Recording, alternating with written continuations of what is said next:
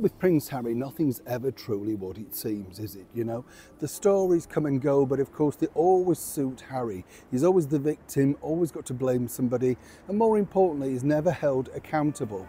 And this was part of the problem with the recent documentary that aired over here on the ITV channel. You could sense, of course, the bigger problem was the fact that Harry only wanted questions his own way. And this is where it got really interesting. As ever, let me explain. Morning, nice to see you. Thank you so much as ever for your time today, and thank you, by the way, for your lovely comments regarding our recent video on the brilliant Hollywood legend that was George Raft. I'm glad you all enjoyed him as much as me, and his movies are eternal, aren't they? You just kind of think, when there's a movie comes up with him on, you do come away thinking, I'm going to enjoy this. He just played that part so well, but as many people pointed out, they had no idea also that he was a celebrated dancer.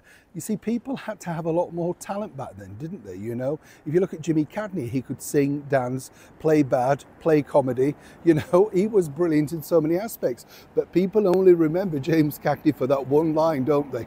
If I say it, you'll be saying he's all day, what you, yes, and he's already in your head, isn't it? Back as ever to your royal story of the day. Now, this documentary had lots of things wrong with it, you know, made by ITN Productions. They were, of course, the last people to speak to Harry over here in the United Kingdom when he sat down with his chum, Tom Bradby. And of course, that was all about the book. This time around, they wanted to paint him in a better light, you see. And this is all really about his bid for security and wanting to win his battle with the British media. And when I say British media, you know, don't believe the hype that Harry does not want an out-of-court settlement. This is very much laying down the groundwork to make sure that they feel, that is the particular newspaper group that he wants to take to court, feel very vulnerable, and more importantly, perhaps they'll open their coffers even more. But here's where it got really interesting, because the presenter, who, you know, I thought did a reasonable job, but in my opinion was literally tied because she wasn't allowed to ask him this. You see, when she brought up the very thorny topic of the fact that, well, recently it was pointed out that Harry had lost evidence, got rid of evidence, removed it, and there was order to find it. That was a big story and should have been got into much further. Now, apparently, according to those working on that program, yes, they were allowed to ask him, but, you know, there was no response, and he was never going to answer that question.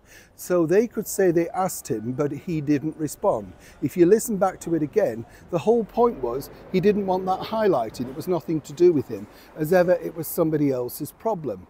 The other bigger story that really emerged from this was from people working alongside on this program was literally Harry wanted the questions in advance. As ever, we have to say allegedly. And more importantly, he got a substantial fee. Again, we have to say allegedly because ITN Productions are not willing at this point to reveal exactly how the fee was paid. Was it expenses? Was it a donation to Harry's charity? Maybe Invictus? You see how this works.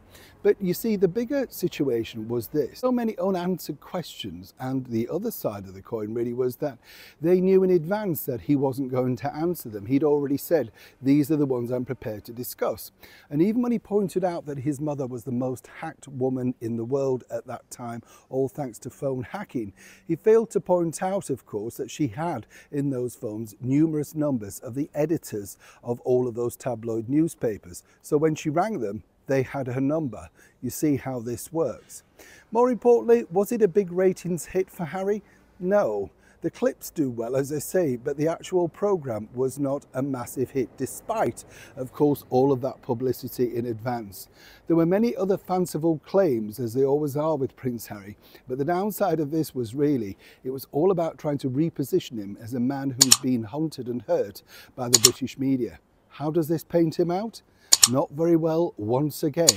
ITN, of course, claiming that this was a wonderful, revealing interview. Others decide differently. I'd love to know your thoughts. Should Harry have been pinned down more on the spot, particularly of, well, throwing away his own evidence, as it were? Neil Sean in the very heart of London.